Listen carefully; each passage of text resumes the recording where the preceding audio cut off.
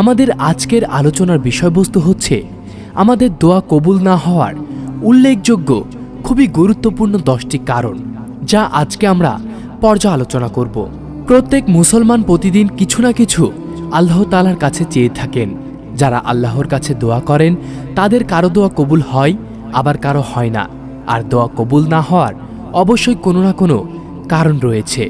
অনেক মানুষ আছেন আল্লাহর কাছে বারবার দোয়া করার পরও প্রত্যাশিত বিষয় না পেলে দোয়া করা ছেড়ে দেন, হতাশ হয়ে অধৈর্য হয়ে পড়েন। তাদের জন্য জানা দরকার যে দোয়ার মাধ্যমে আল্লাহ তাআলা বান্দাকে 3টি বিষয়ের যে কোনো একটি দিয়ে থাকেন।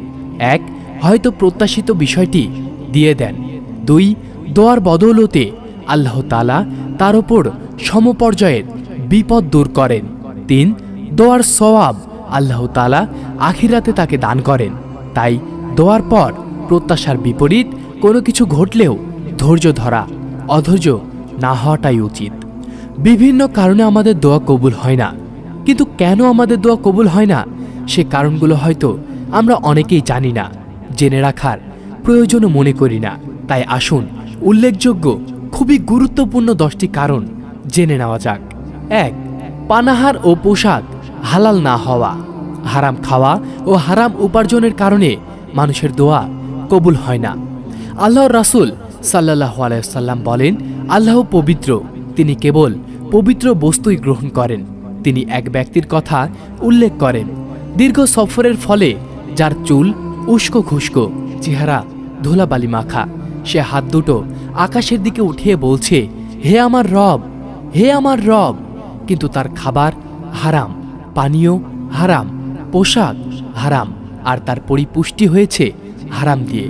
এমতাবস্থায় কিভাবে তার দোয়ায় সাড়া দেওয়া হবে? সহিহ মুসলিম হাদিস 1015। রাসূল সাল্লাল্লাহু আলাইহি সাল্লাম আরও বলেছেন, মানুষের ওপর এমন এক যুগ অবশ্যই আসবে যখন মানুষ পরোয়া করবে না যে সে কিভাবে তার সম্পদ অর্জন করল, হালাল উপায়ে নাকি হারাম উপায়ে।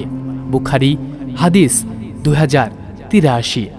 অন্য হাদিসে রাসূল সাল্লাল্লাহু আলাইহি সাল্লাম ইরশাদ করেন, আল্লাহ পবিত্র, তিনি পবিত্র ও হালাল বস্তু ছাড়া গ্রহণ করেন না। মুসলিম হাদিস 2236। তাই দোয়া কবুল হওয়ার জন্য অবশ্যই হালাল ভক্ষণ করতে হবে, হালাল উপায়ে উপার্জন করতে হবে। জেনে রাখা উচিত যে সফরে দোয়া কবুল হয়, হাত উঠিয়ে দোয়া করলে কবুল হয়, এবং নিজেকে হীনজ্ঞান করে আল্লাহকে কায়মনোবাক্যে ডাকলেও দোয়া কবুল হয়। কিন্তু অনেক সময় দেখা যায় এই শর্তগুলো লোকটি পূরণ করার পরও তার দোয়া কবুল হচ্ছে না, আর তা কেবল হারাম খাবার, পানীয় ও পোশাকের জন্য। ইবনে রজব হাম্বলি, জামিউল উলুম ওয়াল হিকাম। 2, দোয়ায় ইখলাস ও নিষ্ঠতাহীনতা। মহান আল্লাহর দরবারে ইখলাসের সঙ্গে দোয়া করতে হয়। পরিপূর্ণ ইখলাস না থাকলে সে দোয়া বিফলে যাওয়ার আশঙ্কা বেশি থাকে। রাসূল সাল্লাল্লাহু আলাইহি সাল্লাম বলেছেন, দোয়াও একটি ইবাদত। আবু দাউদ হাদিস 1479। ইবাদত করতে হয় একমাত্র আল্লাহর জন্য।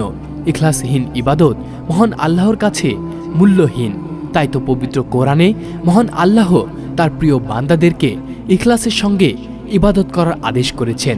ইরশাদ হয়েছে, আর তাদের শুধু ওই নির্দেশই দেওয়া হয়েছিল যে তারা যেন আল্লাহর ইবাদত করে, তারই জন্য দিনকে একনিষ্ঠ করে এবং নামাজ কায়েম করে ও যাকাত প্রদান করে, আর এটাই সঠিক দিন।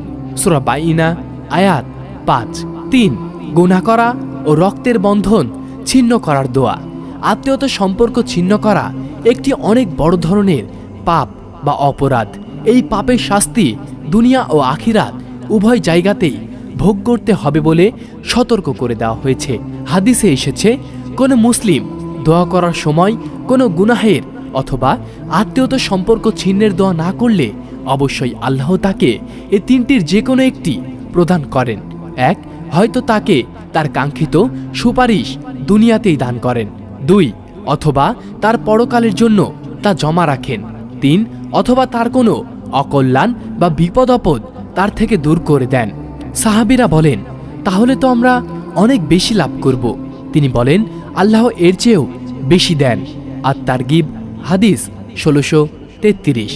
4, গুনাহে অবিচল থাকা। দোয়া কবুল হওয়ার অন্যতম শর্ত হল গুনাহ ত্যাগ করে আল্লাহর কাছে আত্মসমর্পণ করা। অতএব দোয়া কবুল হওয়ার জন্য গুনাহ ত্যাগ করে আল্লাহর কাছে আত্মসমর্পণ করা উচিত, কারণ যারা নিজেকে বদলায় না, মহান আল্লাহও তাদের বদলান না।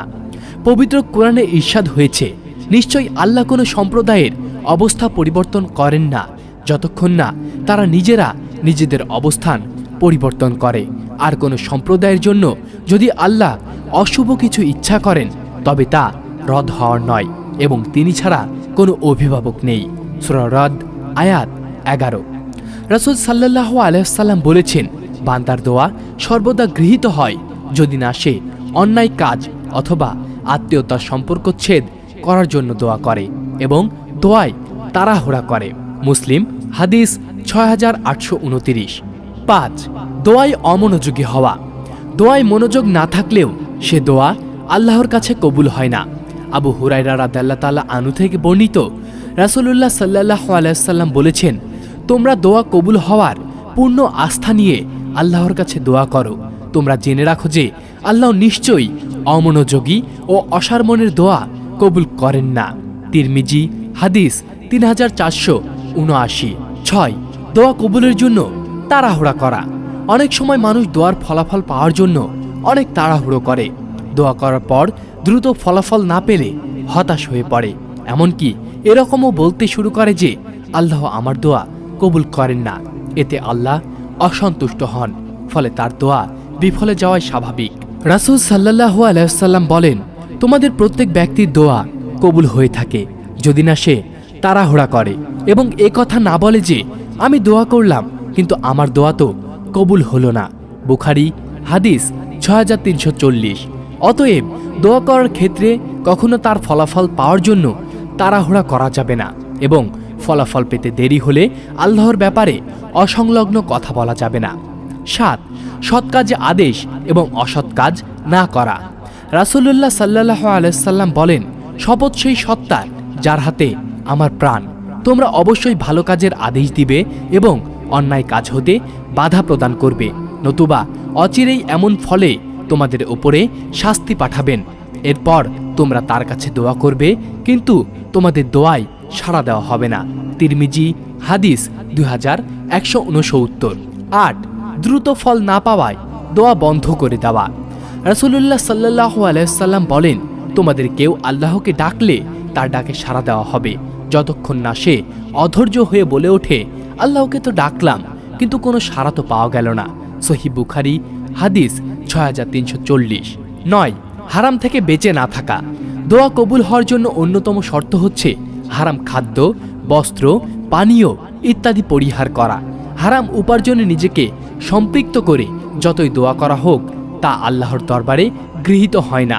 রাসূল সাল্লাল্লাহু আলাইহি ওয়াসাল্লাম এক ব্যক্তির কথা উল্লেখ করেন, দীর্ঘ সফরে ক্লান্তিতে যার মাথার চুল বিক্ষিপ্ত, অবিন্যস্ত ও সারা শরীর ধুলামলিন, সে আসমানের দিকে হাত প্রশস্ত করে বলে, হে আমার প্রভু, হে আমার প্রতিপালক, অথচ তার খাদ্য ও পানীয় হারাম, তার পোশাক হারাম, তার জীবন জীবিকাও হারাম।